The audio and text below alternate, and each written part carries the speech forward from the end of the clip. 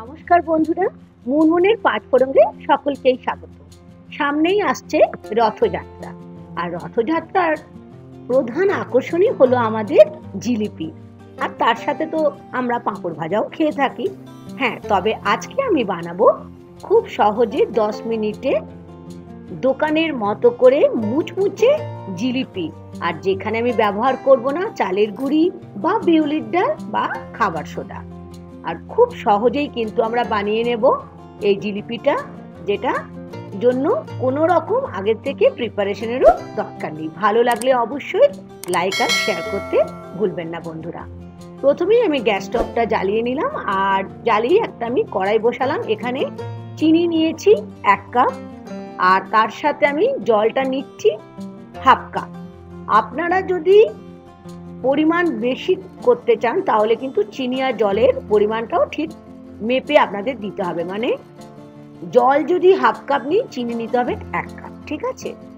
আর এটা দিয়ে বেশ ভালো করে আমাদের এখন মিডিয়াম ফ্লেমে আমি এটাকে প্রথমে ফোটাতে দেব। আর এখানে নিয়ে নিলাম 2 থেকে 4টে এলাচ, যেটা আগের থেকে একটু আমি থেতো করে রেখেছিলাম। এলাচটা দিয়ে বেশ ভালো করে আমি এটাকে জল আর এলাচটাকে বেশ ভালো করে এটাকে মিশিয়ে নিলাম। এখন আমি এটাকে মিডিয়াম ফ্লেমে 7 থেকে 10 মিনিটের জন্য ফুটতে দেব। দেখুন চিনিটা প্রায় ডিজলভ হয়ে গেছে, মানে প্রায় গলে গেছে। ঠিক এই অবস্থায় আমি 1 চামচ ঘি দিয়ে দিচ্ছি, কারণ জিলিপি তো আমরা ঘিয়ে ভাজছি না, কিন্তু ঘিয়ের একটা গন্ধ থাকলে খুব ভালো লাগবে, তাই না? আর এখানে দিচ্ছি আমি অর্ধেকটা লেবু রস। আর লেবুর রসটা আমি কেন দিচ্ছি, তার কারণ হচ্ছে যখন আমরা জিলিপির রসটা যখন তৈরি হয়ে যাবে তখন তো খানিকক্ষণ রাখতে হবে।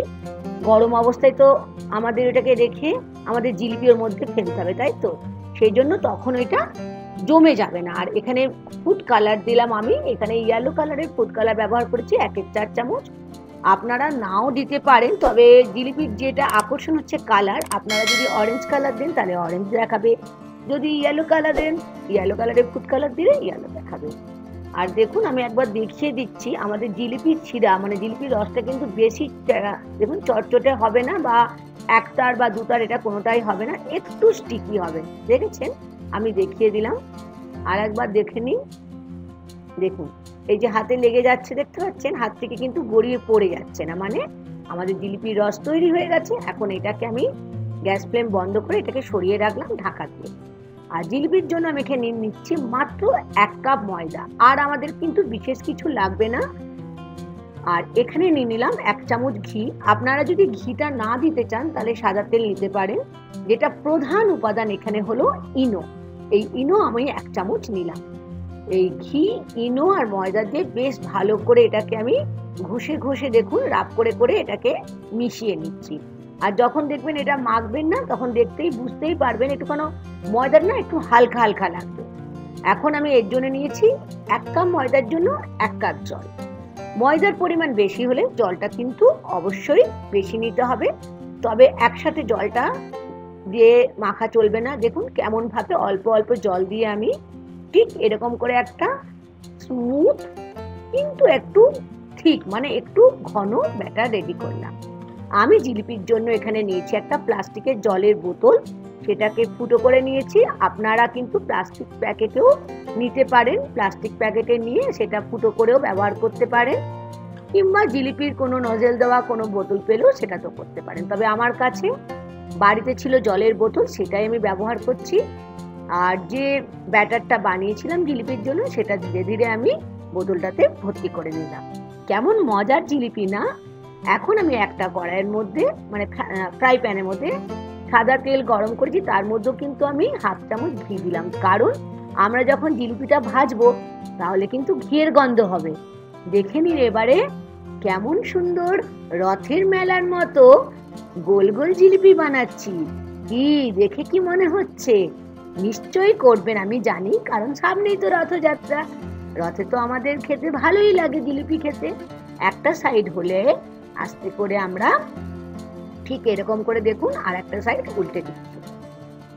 আর একটা সাইড হওয়ার জন্য কিন্তু একটু সময় দিতে হবে, কারণ এটা নরম অবস্থায় যদি উল্টান তাহলে কিন্তু এটা উল্টানো যাবে না। আর ফ্লেমটাকে লো টু মিডিয়াম ফ্লেমে রাখতে হবে। একদম হাই ফ্লেমে যখন জিলিপি এটা দেবেন তখন হাই ফ্লেমে, তারপরে এটা কমিয়ে দেবেন। আমাদের জিলিপি ভাজা হয়ে গেল, রস তো আগেই রেডি করে রেখেছিলাম। এখন একটা একটা করে জিলিপি আমরা কড়াইতে ভেজে তুলে দিয়ে দিচ্ছি গরম রসের মধ্যে। আর রসে কিন্তু আমরা কি দিয়েছি খুব সুন্দর গন্ধ হওয়ার জন্য? একদম ঠিক, ঘি দিয়েছি 1 চামচ। আর ঘি দিলেই জিলিপির গন্ধটা মনে হবে বেশ ঘি দিয়ে বানানো হয়েছে, তাই না? আর তার সঙ্গে দিচ্ছি লেবুর রস, এটা কিন্তু দিতে ভুলবেন না, তা না হলে কিন্তু রসটা জমে যেতে পারে, সেই জন্যই আমরা লেবুর রসটা দিয়েছি।